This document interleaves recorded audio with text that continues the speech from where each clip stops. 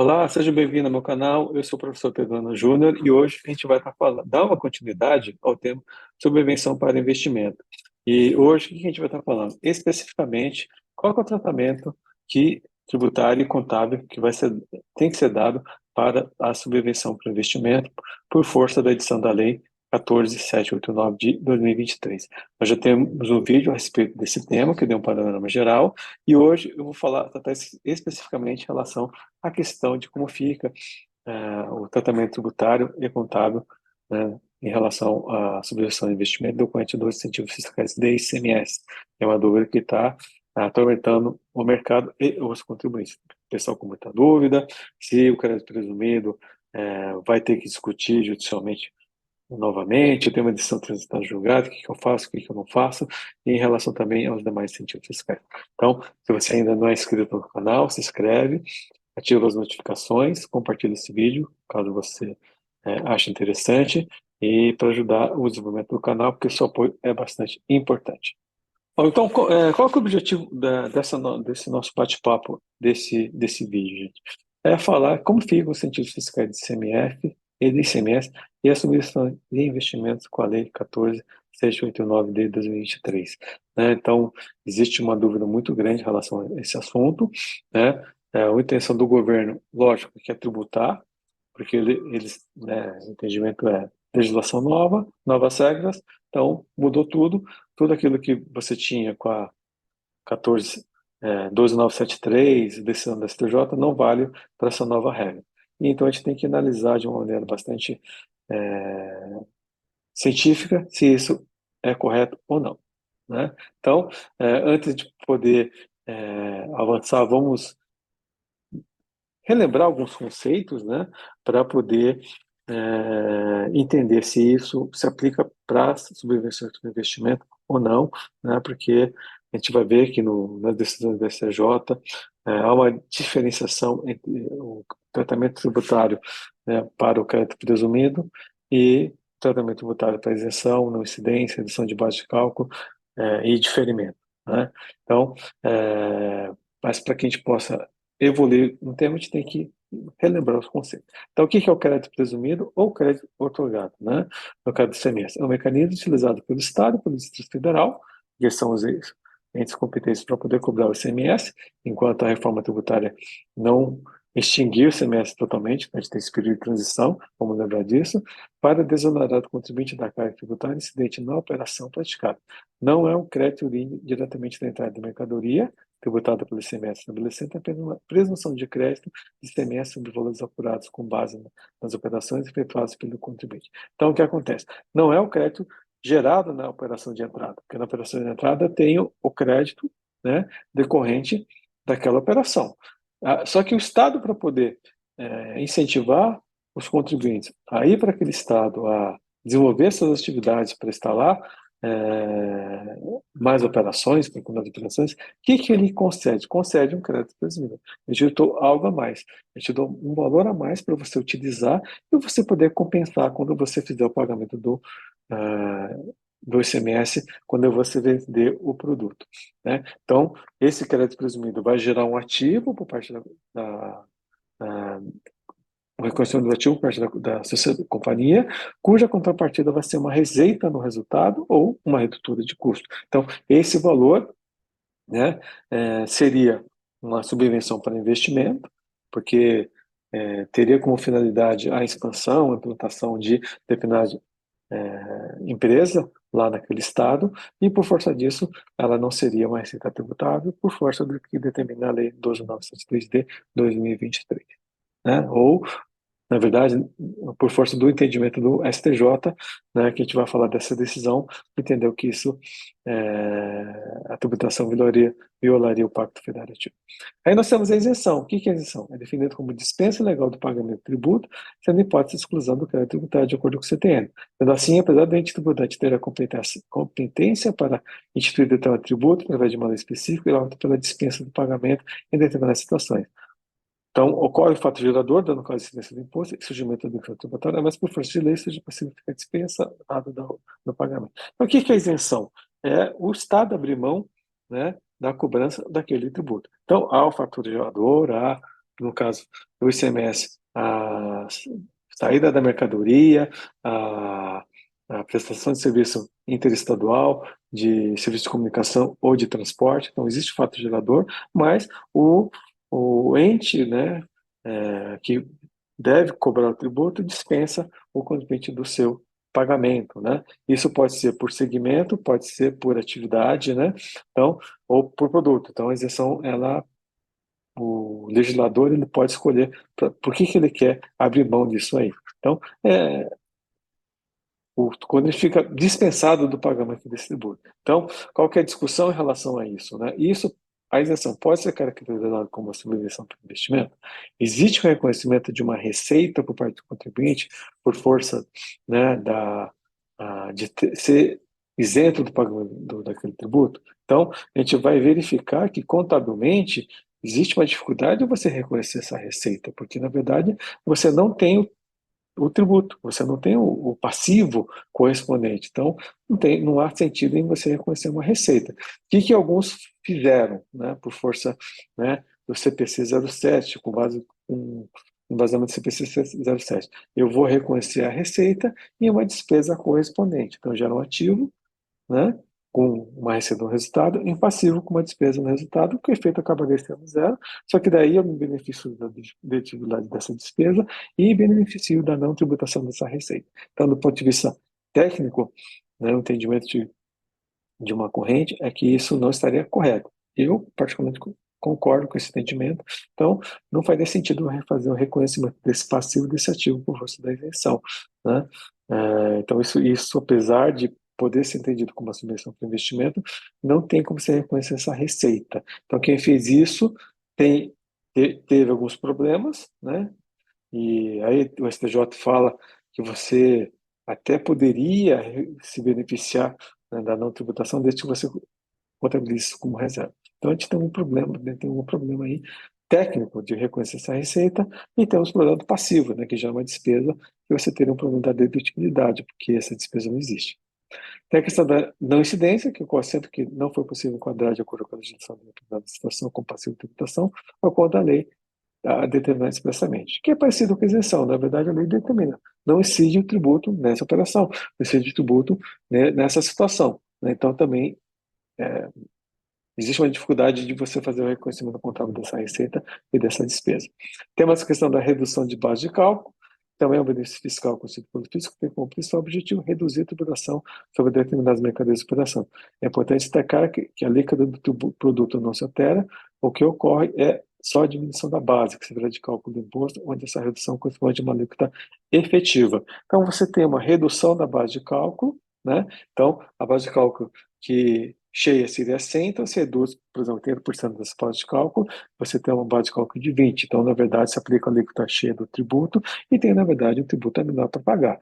Então, nesse caso também, eu entendo que existe uma dificuldade de se reconhecer essa subvenção para investimento sobre esses valores, tá? Porque como é que você vai gerar um ativo desse valor e um passivo correspondente? Então, né, tecnicamente, também existe uma dificuldade.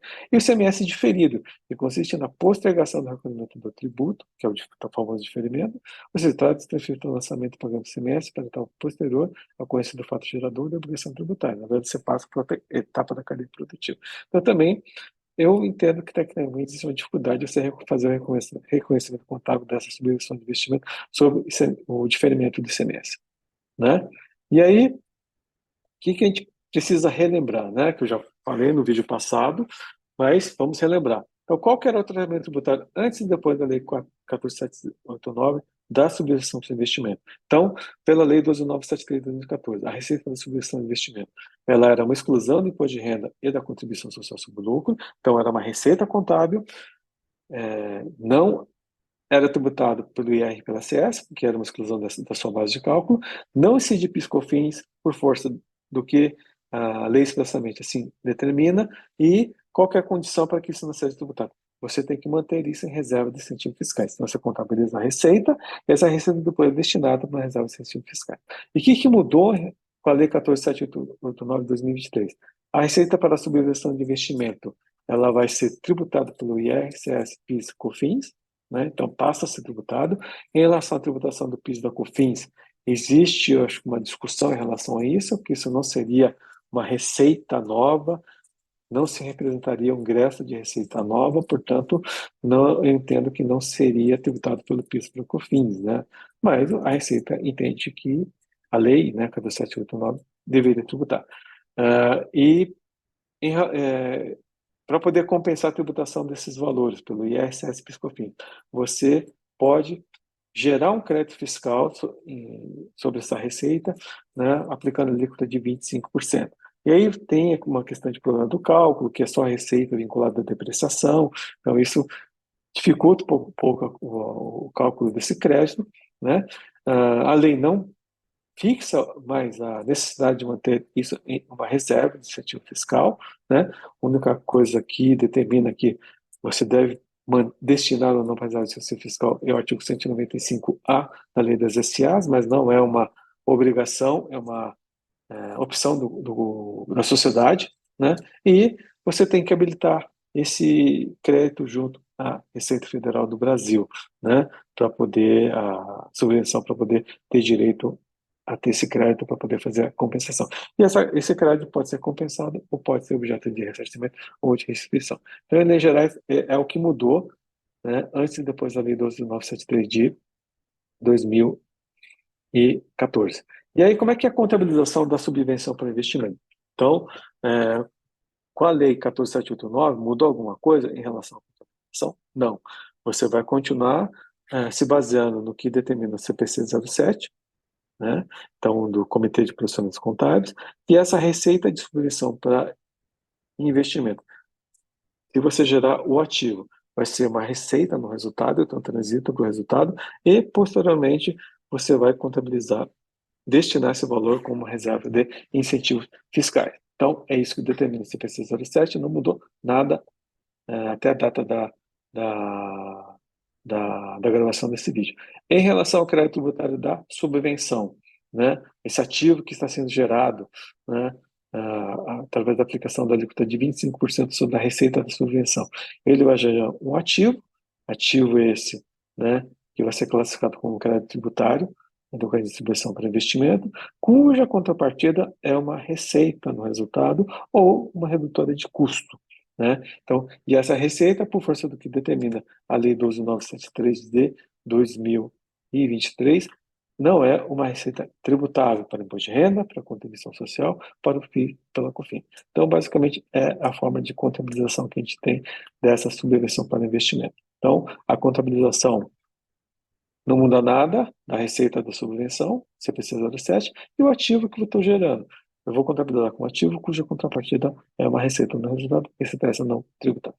E aí, né, o que é importante a gente discutir? A questão da tributação ou não do crédito presumido de ICMS ou das demais receitas de distribuição de investimento.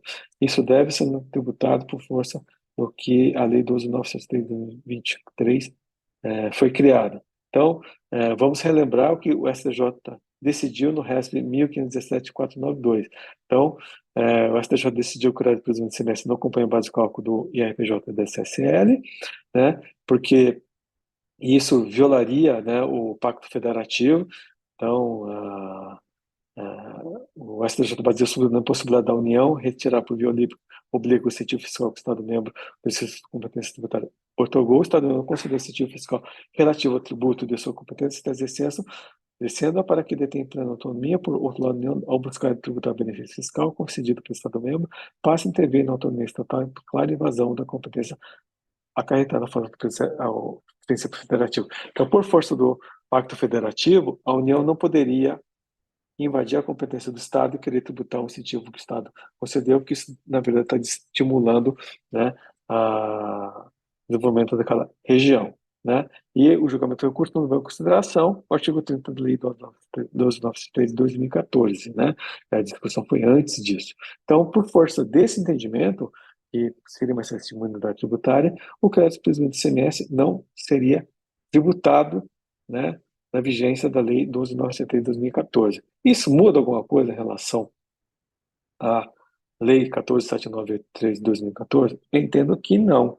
Por quê? Primeiro, essa decisão foi julgada sob a vigência antes da Lei 12.903, portanto, a sua revogação não afeta o entendimento do STJ, entendo que não, né? Professor, tem uma decisão transitada julgada. Isso manifesta, né, em relação até 2020, 2023? Não, a partir de 2024. É, podemos falar em coisa julgada? Artigo 5º, eu entendo que não, que isso daria margem a uma nova discussão. Então, você tem dois caminhos: espera ser autuado e discute isso na esfera administrativa e depois vai para a esfera judicial, ou se antecipa e já se previne e discute isso judicialmente, né, pleiteando a manutenção desse entendimento do STJ, porque eu entendo que ele ainda se mantém, e a doutrina, a sua grande maioria, entende que sim. Em relação aos demais incentivos fiscais, né?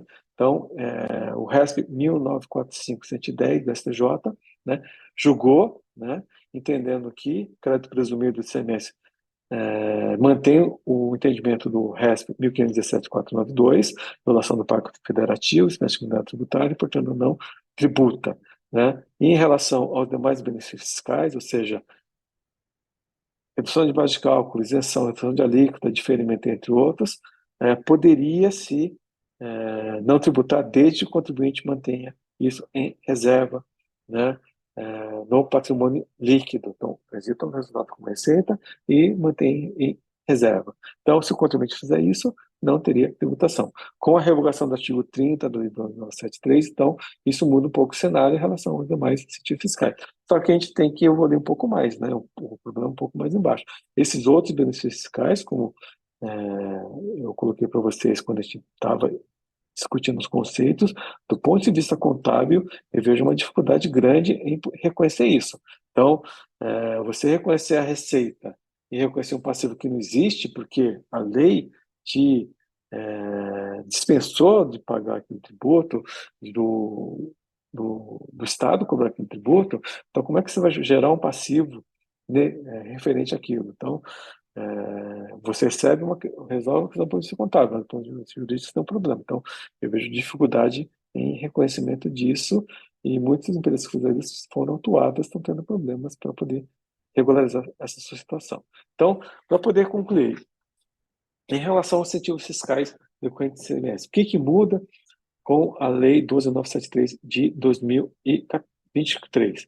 Em relação ao crédito presumido, entendo que não muda nada, por força do RES 1517 de 492, pela ação do Pacto Federativo, quem já tem ação judicial, né, que transitou em julgado até 31 de dezembro de 2023, está tranquilo. A partir de janeiro de 2024, eu acho que teria que entrar com uma nova discussão judicial em relação a isso, né? Aí tem a opção de não fazer nada, esperar ser autuado, discutir na esfera administrativa, mantendo o mesmo entendimento do STJ, né, que é forte, ou se prevenir e discutir isso judicialmente, né? Em relação aos demais incentivos fiscais, redução de base de cálculo, redução de alíquota, isenção de diferimento, entre outros, nós tínhamos o REP 1945-110, que determinava que você tinha que manter reserva de lucros para poder ter o benefício fiscal de não tributação. Com a revogação da Lei 12.973, né, não existe mais a obrigatoriedade dessa constituição de reserva, portanto, existe um regime jurídico novo, né? Então, em relação aos demais incentivos fiscais, eu vejo que existe uma dificuldade de você manter esse entendimento, né, porque você não tem mais a Lei 12.973 de 2014. Então, teria que ter uma nova discussão judicial para poder tentar refletir o reconhecimento desse benefício. Só que qual que é o grande problema disso? É um problema técnico e você contabilizar essa receita, esse ativo, sendo que você não tem um passivo correspondente, né? Você tem uma não tributação desses valores, um diferimento, uma redução de base de cálculo. Então, eu vejo uma dificuldade em relação aos demais incentivos fiscais. Em relação ao crédito presumido, acho que mantém o entendimento. Em relação aos demais, já não era possível aproveitamento, né, na regra passada, né, e também entendo que não há possibilidade de aproveitamento com a Lei 14.789 de 2023. Então, é isso que eu queria falar nesse vídeo de hoje, complementar, né, o vídeo que eu trato da questão da subvenção de investimento, a Lei 14.789 de 2023, né, e espero que você tenha gostado. Gostou? Compartilha, se inscreve no canal e vejo vocês nos próximos vídeos. Obrigado, até a próxima.